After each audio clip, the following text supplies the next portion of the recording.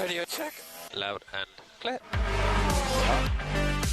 KSL Sports and KSL Podcast present Mode Push, an American view of F1, starting now.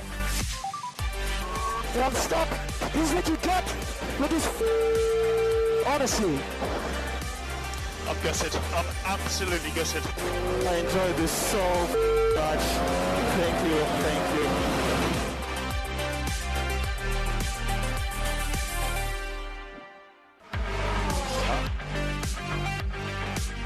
All right, everybody, welcome on in. It's another edition of Mode Push, an American view of F1, our F1 podcast where we take a little bit of an American side of these things as you get into the sport of F1. Dan Jimenez across the ether from myself. I'm Alex Kirry. Thanks for being with us on the program. Dan, of course, has a background in race and race engineering, having worked on the Ford race team at one point in his life. And then he shunned that life and became just like the rest of us, just getting a paycheck and then just treating That's F1 right. like it was his hobby, which is the way we do it, right? This is my hobby. This is your hobby. Here we are. It's funner this way. When it was part of my job and like my year-end bonus depended on our average race finish, it was a lot more stressful to watch racing. And now it's just for fun.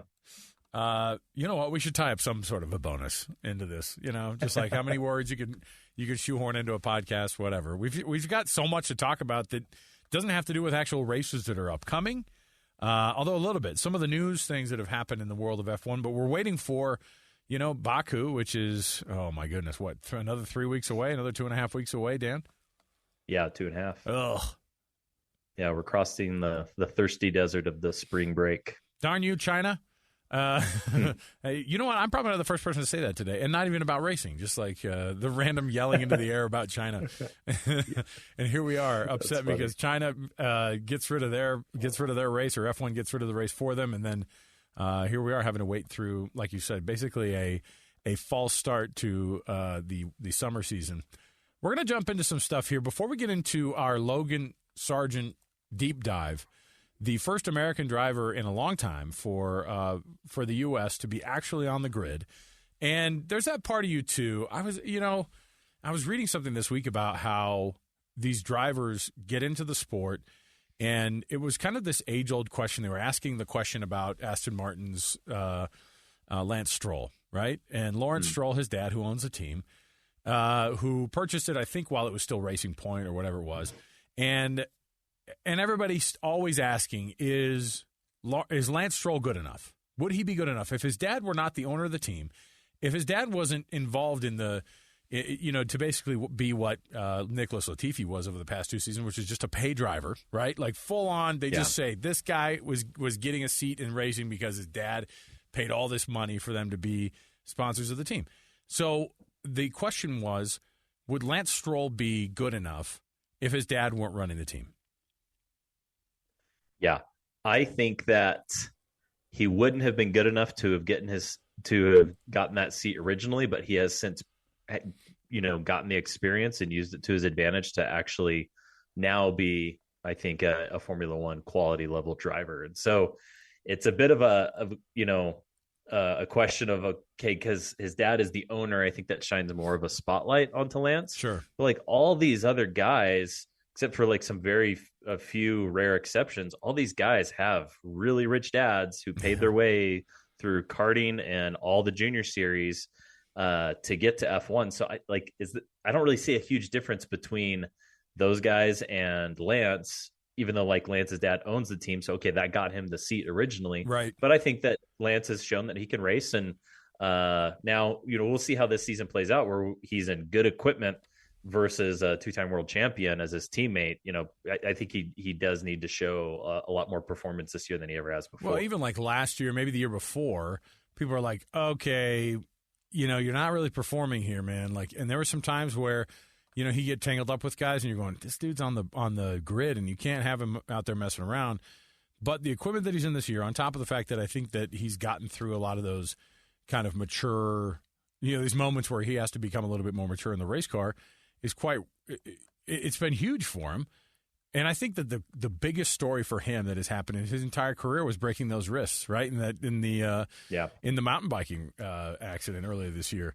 He does that, and what ends up happening? he goes, I'm coming back and I'm going to race, and he even has a decent go at it. And everybody went, dude, I like this guy. So I think that at the very least, perception is reality, because people kind of look at him now and go, all right, he's a pretty darn good racer. And you've got he and Fernando Alonso, who are now, in a solid second place behind Red Bull and in the constructors fight. And so, and he's up there and he's getting points. I think I'm looking at him as let me see what his actual points are. He scored 20 points already this year, and he's in sixth place. He's tied for fifth with Carlos Sainz. That's as good as you can ask for, especially when you had early retirement or injuries or whatever. So far so good for the Aston Martin team, and really, I think you can kind of start to put behind you those thoughts that Lance doesn't belong anymore. That was my thought kind of going into this was, yeah, you know what? He does belong at the what other driver are they going to put in here? Would Checo have the same results? Would Valtteri Bottas have better results in that Aston Martin? You might be able to argue that yes, but on the other hand, it's not like he's putting it into the wall every time. So I don't know. We'll see. We'll see how that rolls out here. But I'm interested in what you just brought up, though, about the money that gets spent for these guys to develop. It's one thing that we get grumpy about complaining about paying for our kids' club baseball because we think they're going to be a Major League Baseball player. And you're like, I had to pay X amount of dollars for them to be on this club team. That is no match for the world's most rich sport, maybe save polo. I actually was going across ESPN Ocho, the Ocho, and there was some polo on, and I was going, dude, what is going on here? I go, and you know what I thought? Because of my experience with F1, I was like, I can't watch this, otherwise I'll start watching this on the weekends now. So how does somebody get into the traditional track of not being your dad owning the team to get into driving, and how much does it cost, did you find out? Oh, boy. Yeah, let's add it up. And I think Logan Sargeant's career is like a very typical path for the, common F1 driver. So Logan started in karts when he was 8. And the average season to run karts professionally in the U.S. or over in the U.K. is like $200,000 a season. So if you want to be competitive, it's about $150,000 to $200,000. So what does that pay for? I'm trying the room and board, transportation, tires, fuel, equipment, all that stuff. Yeah. You could go through a lot of stuff in just the expendables. Okay. So like 150 to 200K to do karting. And he raced it in the US from 8 till 12. And then when he was 12, he started racing karts in the UK, all the way up to the FIA Karting World Championship. And when he was in the US 8 to 12, he won every major US karting championship that there is. Is there is there a robust karting kind of circuit here in the U.S. then? I mean, is it I guess I've just never. It's like aside from mostly. What is that? Mostly on the East Coast. Yeah, right. And there's a place here in Utah, that K1 Racing, but I think they're still electric, but it's karts, and my kids are always trying to go. But I don't know where these kids would pick up and keep racing. Yeah. No, here locally in Utah, there's not really a way to do that, but California, and then all over the East Coast and the Southeast, there's lots of larger karting tracks, and these guys travel. They have full-on semi-haulers with their kart chassis and all their support equipment, and they're jumping in there and driving with mom and dad from race to race, and graduating with their GED or whatever, not really going to school and just karting. So when I lived in North Carolina, we had it's called the GoPro Motorplex now, but it was a professional karting track that they built out there, and you'd go to it on a Friday or Saturday or on a weekend, and there's 20, 30 haulers just all lined up from these families that travel all over the U.S. and just make it their life to try and get their kid into professional racing. It's crazy. So when a guy like Logan Sargeant goes off to, the version of F1 military school, when he's a kid, he goes off into the karting boarding school. Where are the big places to race in Europe? Is it just really one? I would imagine that there would be levels of karting and ages at karting, because all of us who've kind of semi-recently gotten into the sport of F1 racing, you go through a race weekend and the over-under on how many pictures they're going to show from the karting days when these guys were racing against one another, your Georges and your Charles Leclercs and your Landos, all when they're very young. And that wasn't that long ago, by the way. But they were all racing each other on these circuits. And so is it all the same circuit? Is it a handful of different circuits? Is there like a UK versus, other parts of Europe? Is there an Italian strip of it like that they run out of Mugello? I don't know. What's the best route to get yourself into, and how do you even get noticed? Getting into the real F1 they have different series, so there'll be a series that's more based in the UK, and then EU will have their own series, and then some will travel in between. And yeah, you're right. Like of the current F1 grid, Leclerc, Albon, Alonso, and Max all won the FIA Karting World Championship at some point. And then Logan Sargeant won it when he was 15, and that was like his big moment of like, okay, this kid's the real deal. An American had not won the World Karting Championship since 1978, and that was a guy by the name of Lake Speed, which is just a fantastic racer's name. That's Scott Speed's dad. I was going to say, interestingly enough, because like Scott Speed we know about because he was also a guy who had an F1 seat for a hot second there. Yeah. So Logan wins the World Championship at 15, and now it's time to move on to cars. So that's when he was 16, he started racing Formula 4. Out of the United Arab Emirates. And then when he was 17, he moved to British Formula 4. And he was actually Oscar Piastri's teammate back in his F4 days. And to run an F4, to run a full season in F4 is $500,000. So now you've gone from a $1.6 to $2 million karting career to $500,000 a season per year. And he runs 2 seasons in F4. And then when he's 18, he moves to Formula Renault. And he won his first race in Formula Renault and finished second in the championship, 3 poles, 2 wins. And so like he was racking up wins and poles and gaining attention. But like to go from Formula 4 to F3 to F2 is only really a question of money. Like you could win every race in F3, but you're not going to get a ride in F2 unless you pony up the money. Well, and I've always been like under the impression, I mean, I barely watch any. I'll be lucky if I catch 5 minutes of an F2 race on accident, But what would Formula 4 be in terms of a comparison? I guess I always look at it like your AAA, AA, single A, and then rookie. Maybe you're like your rookie wood bat league, but those guys are adults. And so I guess it's not a good comparison to go to like a minor league scale or even college football or even like high school. I mean, what are we talking in terms of like a talent level? Like what is Formula F4 or what's Formula 4, British Formula 4? What is that like on the scale of like where it is in comparison to that pinnacle of the sport, which is F1? Yeah. So it goes Formula 4, Formula 3, Formula 2, Formula 1. And as you get into the higher divisions, the cars get bigger, they get more powerful, you have more races, and obviously the talent level goes up as well. And so, Formula 4 is just that first step out of karting, and, these kids are 15 or 16 years old. And so it's competitive, but, Logan Sargeant does pretty well, finishes in the top 5, like 77% of his races.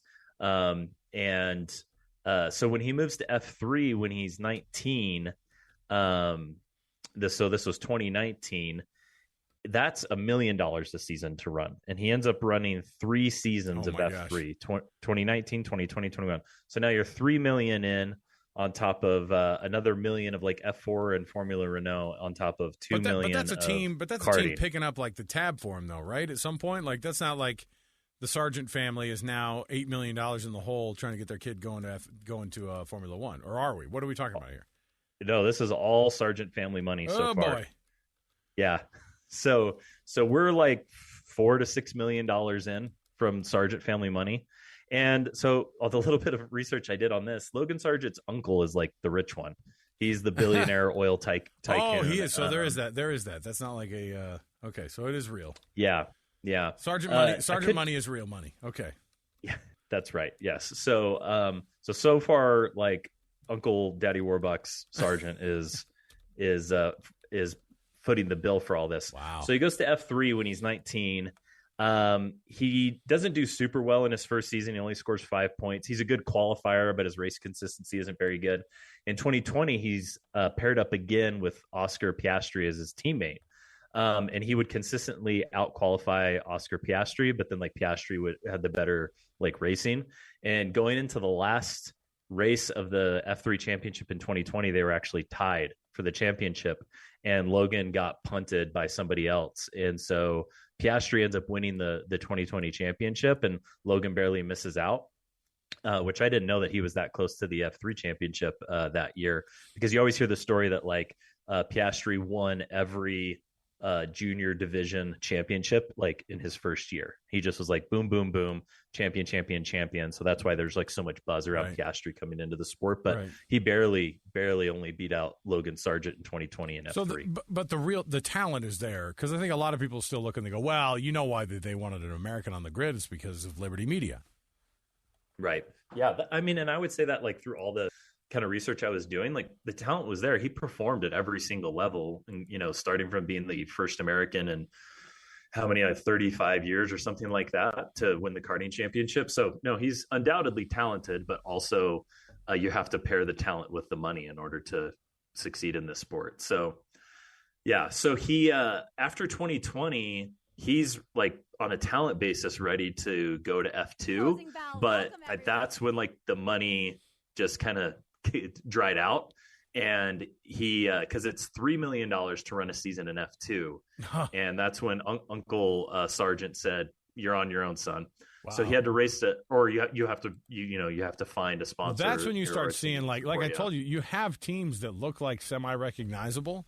Like in my mind, I was like, when I first started watching all these teams, you're going, okay, so there's a Williams F2 team, right? Like there's a Williams F3 team. But the reality is it might have like a little tiny Williams name next to it, and then it's like a totally different sponsor, right? Like you just have the weirdest names. It'll be like just a guy's name on this F2 team, and it's just a guy who says, I'm going to hitch my wagon to this guy, and it's an investment, and hopefully it works out. Yeah. Yeah. So that's exactly what happens to Logan Sargeant. So in 2021, he does another season of F3, and he's starting to win. He's winning, but he's like actually with like a less kind of like a worse team than he was in the prior seasons. So Williams, that's when they kind of take notice of like, hey, this guy's actually doing pretty well and not awesome equipment. And so that's when they sign him to the like Williams F1 Driver Academy. And then they sponsor him for his jump to F2. So yes, like in F2, that's when you start like, okay, you know, you're sponsored, you're getting paid to be in there. It's worth it for these big teams to go, hey, we've got to get some talent. And it's usually from the F2 world or F3. And if we're going to do it, it's worth development dollars for us to find out if these guys are going to be making, you know, tens of millions of dollars for us in the future. Right. Yep. And so they stick him towards the end of 2021. They put him in an F2, like a single F2 race, and he beat his teammate by like 2 seconds a lap. He was just like way faster. So then they promote him to F2 in 2022. He's not having to pay the $3 million a season out of his pocket, but he wins at Silverstone, and he becomes the first American driver ever to win F2, an F2 race, which I thought was interesting. And, you know, as we talked about last year, he needed to finish in the top 6 in the championship to have enough super license points to be able to race in F1. And he ended up finishing 4th, and then kind of the rest is history. And now we have, you know, Logan in F1 that we know today. So Logan now gets into his F1 debut. He finished it, by the way, his first race, P12. Where's he been at this year? Because it's been a mixed bag, but I certainly don't look at him and go, boy, this guy is as incompetent as it comes. Is the talent level there for him to be able to develop into somebody like, and I do think it's great that he has Alex Albon, who is a veteran driver and a really quick racer as well. Yeah. I think you compare it to who was Albon's teammate last year, Latifi. He's much faster than Latifi, right? He, I think, he had his kind of qualifying snafu in Saudi Arabia that, you know, if he hadn't gotten that time deleted, I think he would have had a top 10, top 15 starting place at least. And so I think we just, you know, 3 races in, he's showing that he belongs on the grid, and I think can keep pace with Alex. And hopefully, I think what's the ceiling for him? You know, time will tell, but I think that he can move his way up out of Williams into a faster midfield team, and, you know, hopefully be the first American driver to score points since like I think did Michael Andretti score points? Because Scott Speed and Alexander Rossi definitely didn't. So I mean, the last three F1 drivers. I was looking exactly at that when the last time there was some actual American points scored in F1 officially, and I can't. I mean, it's yeah. So few. To give our listeners a little bit of like of kind of view of the history. 2015, Alexander Rossi doesn't score any points. 2007, Scott Speed, single season in Red Bull or Toro Rosso, the junior team, doesn't score any points. Michael Andretti, 1993. So that's 30 years, 3 drivers that had 3 single season stints and not really much to say of it. So, wow. But that's like coming from like there were decades before when we had Americans that were, more common and, higher performing in F1. So there's history there, but yeah, I don't know. I think he's the chosen one. I think that he is our best shot at an American points finish in F1 in 30 years. Here was just a little interview after he got off of the track at Albert Park, the Australian Grand Prix, just our last race that he had, and the third one of his young F1 career. Here was Logan Sargeant after the Australian Grand Prix. Hey Logan, tricky that final restart for everybody. What was happening as you were flying down to turn 1 for you? Yeah, the last restart was pretty weird. I felt like I braked where I did on the previous 2 starts, but just seemed like nothing was up to temperatures, brakes, tires. Hit the pedal and it was immediate. Both fronts locked and there was nothing I could do from there. So sorry to Nick. I didn't want to end the day like that. It was a tough enough day as it was, and it was disappointing to end like that. Yeah, how tough was that afternoon overall, really? Yeah, I think when we were on the right tire, which was the hard tire, we actually had pretty good pace there, and I felt like we were in a good place. Car was in a good spot, but we tried to restart from the first red flag on the mediums, and just wasn't the tire to be on. Just a lot of graining, fell away really quickly. And that was really the end of our race, unfortunately. But, I felt like once we got on the right tire, we were good. There you go. Logan Sargeant, the American on the grid in F1. I have high hopes for this guy. I think about when people get into the car, and it's amazing to me, Dan, how quickly that they go, yeah, this guy's got it, or this guy doesn't. You know what I mean? Like, and so far with him, I think people recognize his talent. Maybe it's because I don't really see what everybody else does, but we're very quick to say guys aren't good enough, and they have to show some things. I think there are guys who are on the grid now. It's weird to think that Yuki Tsunoda's in his 3rd season now, right, in F1, and that he's been this year. People are like, wow, Yuki is really turning a corner here. And he scored 1 point in the last race, but he's been a lot. He's grown up more, I guess, is what it is. He changed some off-season stuff. And so guys like Logan Sargeant, I think if they have the talent there, and obviously he has the progeny of paying, what did the total number end up being? Did you end up getting a total on the on what he would have paid? It's somewhere around $6 million plus. You know what? If only all of our parents loved us that much, we could all be in F1 right now, Dan. Hey, Dad, I'm going to need $6 million from you. And then I love that at one point that he still hadn't even gotten to the game yet, and hadn't gotten to the big show yet, and his uncle's still like, yeah, I'm not paying that. That's insane. I'm a billionaire, and that's insane. I'm not paying $3 million a year. But it just shows how ridiculously competitive. What's tough is that you may have more talented people out there with the potential to be better racers across the board, but there's no version of them, being a Little League baseball player and some scout seeing him and going, you kid, I'm going to bring you up through the ranks. But I guess that's why guys like Esteban Ocon and even Lewis Hamilton, who came from, relative non-billionaire status to the seat there in F1, makes it even more impressive.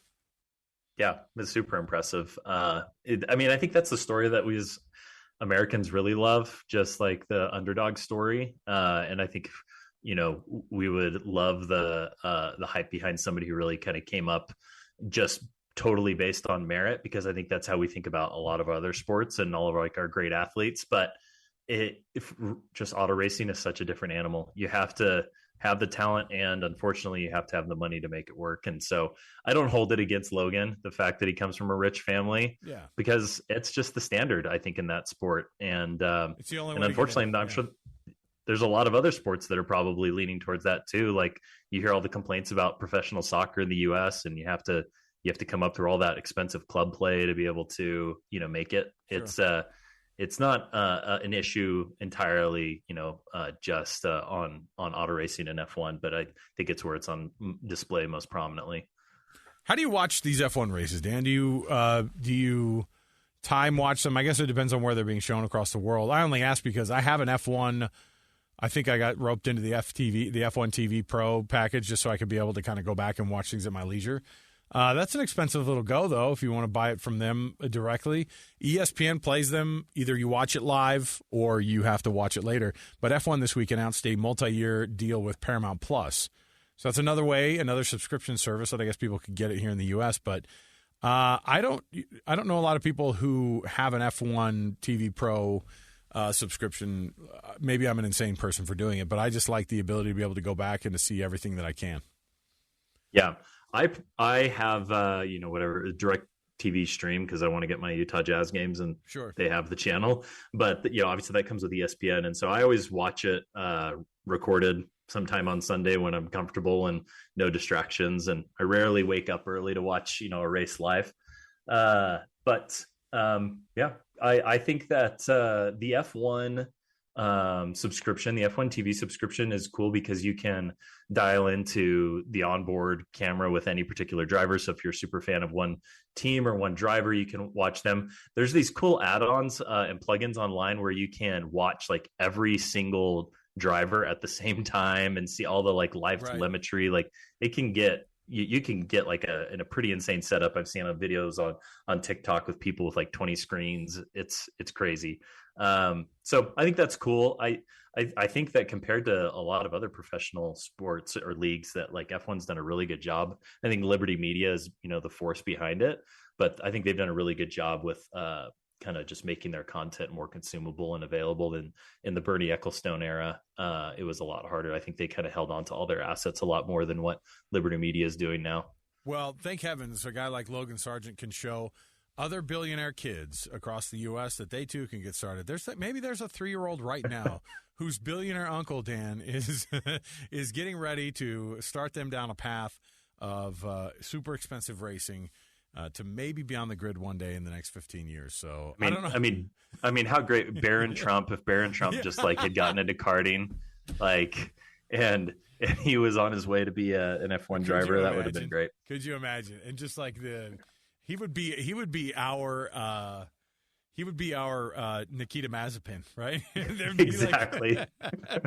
It'd be like there's a lot of baggage with this kid. I don't have anything against him personally, but man, there's a lot of baggage with this kid, and you could see that drive ending super, super quickly as well. Well, I mean, it's an education. I guess we all got to know the American driver now, and so he's the only one on the grid now. Dan, I love the breakdowns, man. This is always what we do this show for, right? Yeah, it was fun. Yeah, it was interesting to learn all, like, especially on the cost side of things. I had never really dug into it, and it's as expensive as I imagined. It's more. I thought it was going to be more. Like I would never have imagined that somebody would be asked to pay $200,000 a year as a kid to be able to participate at that level. So, I mean, I guess in the end, I just don't know anybody who would be able to afford any of that. There's no version. Not of my that. Circle of friends. No, no, and like there's no version of that even in like I don't know. Periodically, you'll have guys who are their parents are super loaded, but that will never afford you the opportunity to play on an NFL football team. No one cares, right? They're like, you have to just be the best player. No one cares. And so I think Aiden Hutchinson, remember the defensive end from Michigan? He went to Michigan, and then now he's at the Detroit Lions. He's like the 2nd or 3rd overall pick, and he's legit. Obviously, you can't be a 2nd or 3rd overall pick and not be any good. But his dad also played in college and is like worth $100 million. Is so he runs like some group of orthopedic surgery centers or something like that. And people are like, look at this guy's pool, and it's like that's as much of a comparison, I guess, that we have here in the U.S. for a guy like him. But again, if you don't perform, there's no version of a paid middle linebacker for an NFL team. You just have to perform and do it. So another signature Dan Jimenez breakdown and another show in the books here. Dan, we'll be back again next week, though. We'll do some engineering stuff. We'll break into some more history of F1, but also get people ready for the rest of the season, what's going to happen. I've got some Max Verstappen interviews that I don't think people want to miss either, because he's kind of given up a little bit of what his secret sauce has been to his real-life racing, and that is his sim racing, how much that's helped him in the process here. So, Dan, we'll talk to you next week, man. Thanks for hanging out. Looking forward to it. All right, there you go. Dan Jimenez, Alex Kirry. Mode Push, download it, share it, tell your friends, teach a neighbor about F1, maybe invite them over to your house at 4 a.m. for a race, huh? Maybe offer them $200,000 to get your kid going racing as well. So, for Dan and Alex, we'll talk to you next time, everybody.